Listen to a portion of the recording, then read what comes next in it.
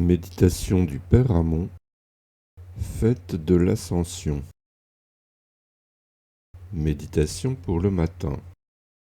Transportons-nous en esprit sur la montagne des Oliviers, pour y assister par la pensée à l'ascension triomphante du Sauveur.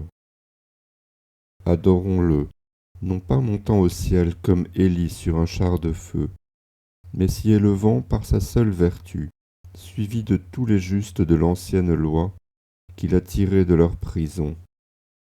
Admirons comme il est accueilli par toute la cour céleste, au milieu de 1000 cantiques d'adoration, d'admiration, de louange et d'amour. Unissons nos hommages à ceux de tous ces princes du ciel. Premier point. Jésus-Christ est monté aux cieux. Jésus est monté aux cieux par le même principe qu'il en avait fait descendre. Il en était descendu par amour pour nous, il y est remonté par amour. Il a voulu aller, premièrement, nous en ouvrir les portes, deuxièmement, nous y préparer une place, troisièmement, verser de là sur nous ses bénédictions. Jusqu'à ce jour, la porte du ciel avait été fermée à tous les enfants d'Adam. Et ni l'innocence d'Abel, ni la foi d'Abraham, ni le zèle de Moïse, ni la sainteté des patriarches et des prophètes n'avaient pu leur en ouvrir l'entrée. Tous, depuis leur mort, séjournaient dans les limbes, sans autre consolation que l'espérance. Mais aujourd'hui, ô jour de bonheur, Jésus les fait sortir de leur prison et les emmène avec lui au ciel.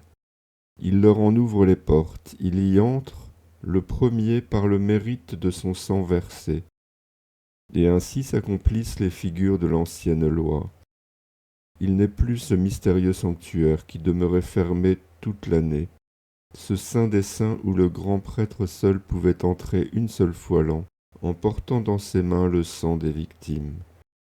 Jésus-Christ, le seul vrai pontife, est entré aujourd'hui non dans ce sanctuaire fait de mains d'homme qui n'était que la figure du véritable, mais dans le ciel même, le vrai sanctuaire où Dieu habite. Il y est entré non avec un sang étranger, mais avec son propre sang.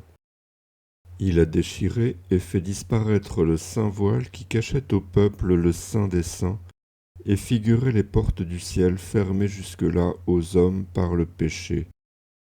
Ô Jésus 1000 fois aimable, c'est ainsi que vous nous ouvrez le ciel aujourd'hui. Il ne tient plus qu'à nous d'y entrer. Quelle reconnaissance ne vous devons-nous pas? Cependant, vous ne vous en tenez pas là.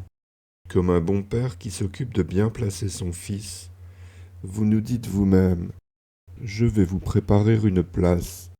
Je veux que vous soyez là où je suis et que mon trône soit le vôtre. » Ô Sauveur adorable, vous nous faites trop d'honneur. Quoi, je serai assis dans votre propre trône?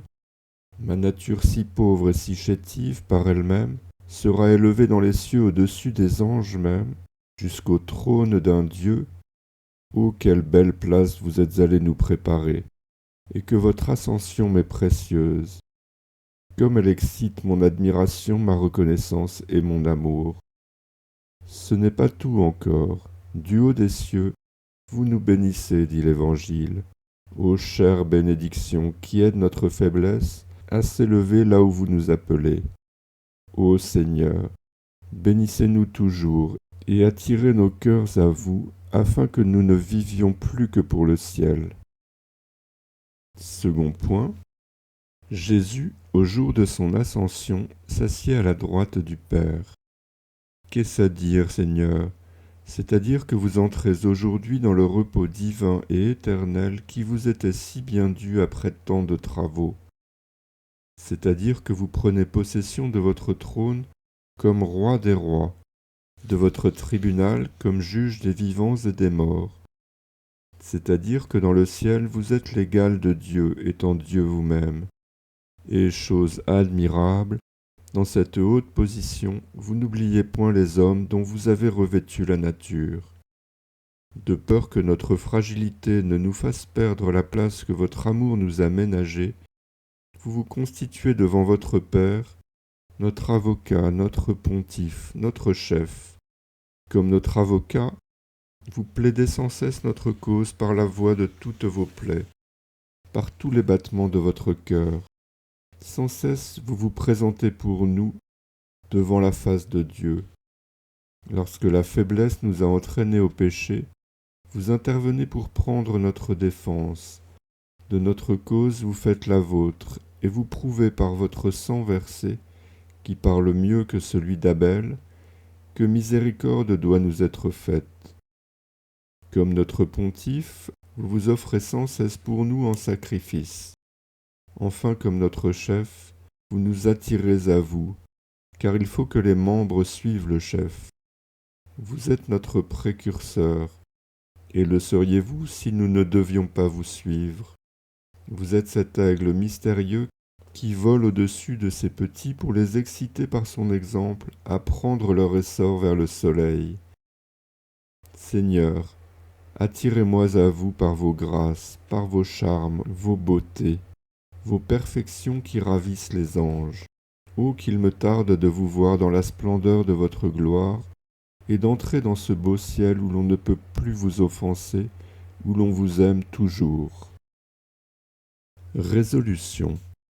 Nous prendrons la résolution, premièrement, d'élever nos pensées et nos affections au ciel, où est Jésus-Christ, notre avocat, notre pontife, notre chef, de ne plus tenir à la terre et de ne plus vivre que pour le ciel. Deuxièmement, de mettre toute notre confiance en notre médiateur qui est aux cieux. Nous retiendrons pour bouquet spirituel la parole de l'Église, les cœurs en haut, et ces autres de l'apôtre. Je n'ai qu'un désir, celui de quitter mon corps et d'aller m'unir à Jésus-Christ.